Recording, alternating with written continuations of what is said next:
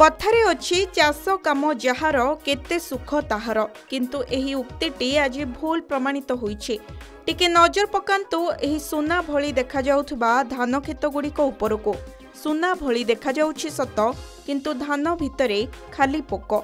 फसल अमल करी आदाय करिवार कोनोसी सुजोग नाही कारण धान गछ गुड़िकरे नेकप्लास्ट रोग लागी सबु धान नष्ट होई जाइछे।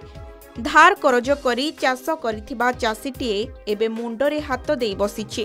ऋण टंका सुझिबे केमिति?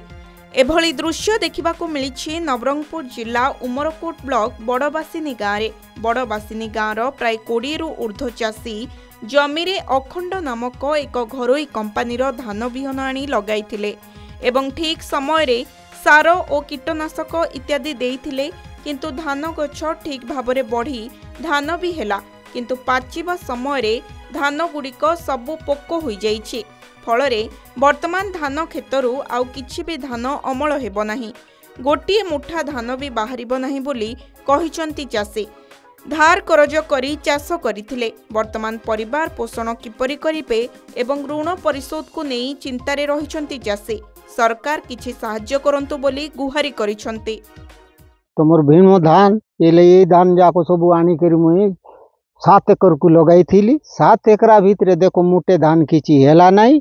मुई कंपनी तो ठगी हेली औषध पत्र जहाँ किछि करली किछि काम देला नहीं। एबे मुई बच भी केमती करी पिला छुआ मोर 10-12टा अछि। एबे मुई बुढ़ा लोक कुली मजूरी किछि करी पारबी नहीं। टेंट बैंक टू ऋण पुण आनी थी और जहाँ चाष बास सब करू थी।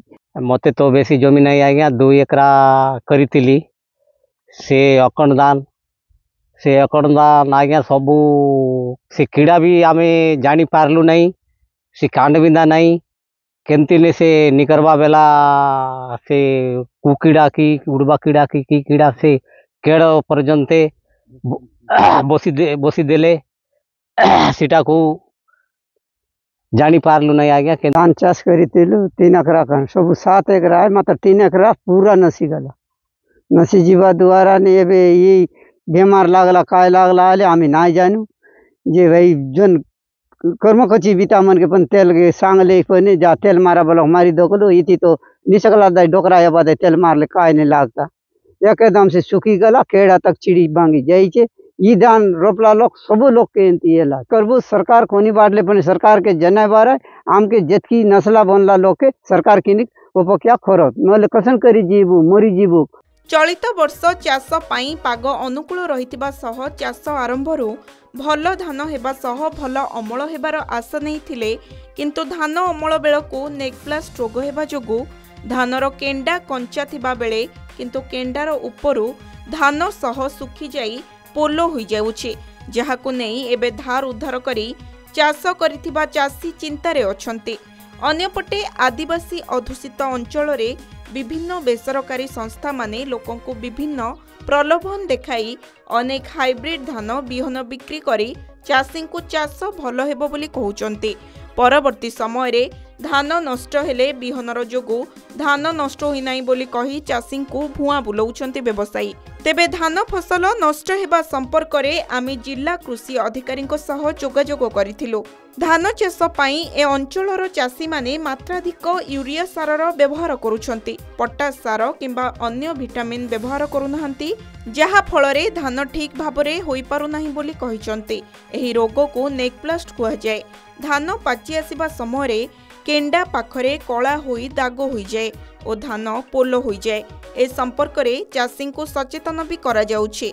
कोनोसी रोग एपिडेमिक भाबरे होइथिले एवं 33% क्षति होइथिले सरकार को तरफरु क्षतिपूरण मिलिथाय किंतु व्यक्तिगत भाबरे गोटिए 2टी स्थान रे क्षति हेले क्षतिपूरण देबार कोनोसी नियम नाही बोली कहिसंती जिला कृषि अधिकारी निहार नायक।